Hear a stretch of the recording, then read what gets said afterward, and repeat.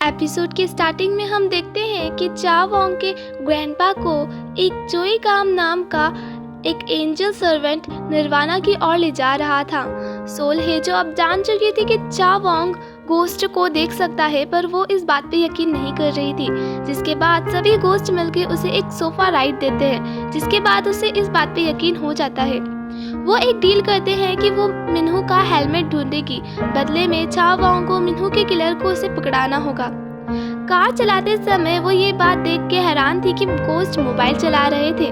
जिसके बाद चा वोंग उन सभी गोस्ट को पुलिस स्टेशन इंफॉर्मेशन कलेक्ट करने भेज देता है। उसके बाद सोल्हे को बताता है कि लोगों के मरने के बाद उनका सामान इसलिए जलाया जाता है ताकि वो उसे मरने के बाद भी इस्तेमाल कर सके।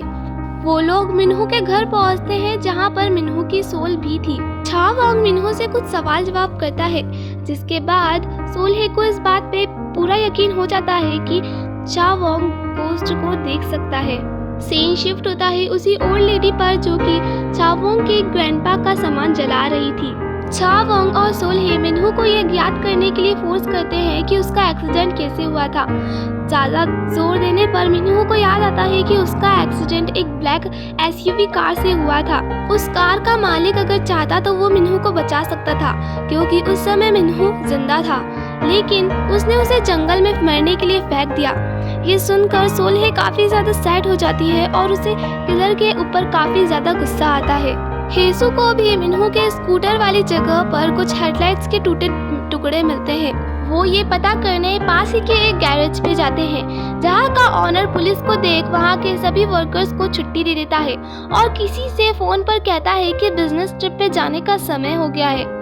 पुलिस वहाँ सर्च करती है, पर उन्हें कुछ नहीं मिलता, क्योंकि ओनर उन्हें एक पुरानी एसयूवी कार का मॉडल दिखाता है, जिसे देख वहाँ से सभी लोग चले जाते हैं। हेसू चा वोंग को अरेस्ट करने आया था, क्योंकि उसे पास ही के सीसीटीवी कैमरा से फुटेज मिली थी कि जिस रात मिन्हू का एक्सीडेंट हुआ था उसी रात चा वोंग की कार भी उस एरिया में मौजूद थी। सोल हेसू को समझाने की कोशिश करती है, पर वो उसकी एक नहीं सुनता, जिसके बाद वो उसे बुद्धू बनाकर चा वोंग को वहाँ से ले जाती है। वो दोनों गैरेज आते हैं, क्योंकि सोल्हे को ओनर पे विश्वास नहीं था। वो जानती थी कि ओनर कुछ छुपा रहा है। जहाँ पहुँचने के बाद उन्हें पता चलता है कि ओनर कुछ दिन के लिए बाहर जा रहा है। दूसरी तरफ वो ओनर उस कार जिससे एक्सीडेंट हुआ था और मिन्हू के हेलमेट को क्रश करने जा रहा था, जिसकी आवाज सुनकर सोल्हे दरवाजा तोड़ अंदर चली जाती है। वो उस हेलमेट को निकालने की बहुत कोशिश करती है, लेकिन बचा नहीं पाती।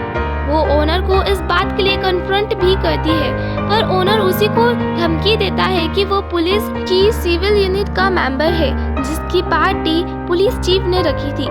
पुलिस चीफ जो कि हेसू के डैड है। सोल्हे काफी ज्यादा दुखी थी। वो बाहर आने के बाद काफी ज्यादा रोती है और मिन्हू की सोल से माफी भी मांगती है, उसे इंसाफ ना दिला पाने के कारण। जिसे देख चा वोंग को अपने ग्रैंडपा की याद आती है, जब उन्होंने कहा था कि किलर उनके सामने था, पर वो कुछ भी नहीं कर पाए। इसलिए वो सोल्हे की मदद करने का डिसाइड करता है और चुटकी बजाकर कहता है, it's show time.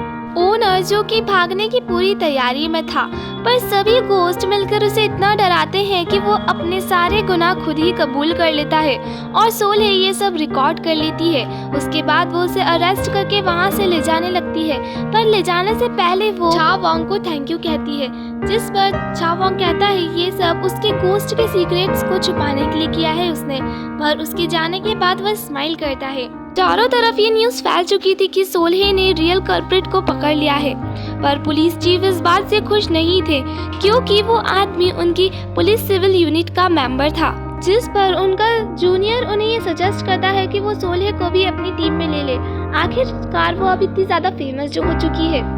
Scene change होता है चा वोंग की तरफ, जो कि उस शो में गया था जहाँ से उसे ऑफर आया था। यहाँ ली यून भी था, जिसका जादू सच में कमाल था। पर जब चा वोंग वहाँ पहुँचता है तो सभी के होश उड़ जाते हैं, क्योंकि सभी गोस्ट उसके हेल्प कर रहे थे, तो उसका जादू तो कमाल का होना ही था। इस बार मिन्हू भी उनकी हेल्प कर रहा था। पुलिस स्टेशन पर दो ऑफिसर आपस में बात कर रहे थे कि पुलिस चीफ ने बचपन से सोल्हे को अपनी बेटी की तरह पाला है। उसके बावजूद वो उसे डिटेक्टिव बनने क्यों नहीं देते। जिस पर दूसरा ऑफिसर अपना अजीब सा लॉजिक लगाकर कहता है शायद उन्हें डर है कि सोल हेजो के प्यार में ना पड़ जाए, और पहला ऑफिसर भी इस बात में एग्री करता है। अगले सीन में हम सोल्हे को हॉस्पिटल में देखते हैं जहां यूजिन ने एक प्यारी सी बेटी को जन्म दिया था। चावोंग भी यहाँ बहुत सारे गिफ्ट्स लेके पहुँचता है। वो उसे कुछ पैसे भी देता है। ये पैसे मिन्हू के उसके कॉन्सर्ट में हेल्प करने के बदले थे, और इसी तरह वो सभी गोस्ट की फैमिली को फाइनेंशियली सपोर्ट भी करता है एज अ सैलरी। मिन्हू अपनी बेटी को देखकर काफी खुश था और फाइनली वो हेवन चला जाता है। सोल हे लिफ्ट में फिर से उन्हें थैंक्स कहती है, जिस पर चावोंग फिर से कैमरे वाली बात याद दिलाता है। सोल इस बार चिढ़कर उसे कहती है कि वो उसे थैंक यू नहीं कह रही, वो तो उसके गोस्ट एम्प्लॉयज को थैंक यू कह रही है, और अच्छे से थैंक्स करने के लिए वो उनसे उनके फेवरेट खाने की डिश पूछती है। तभी गोस्ट पास ही की एक सर्विस पर उनके फेवरेट खाने के डिशेस के नाम लिखने लगते हैं। चावोंग ये देख उसको मिटार वहाँ से सोल्हे को जाने के लिए कहता है।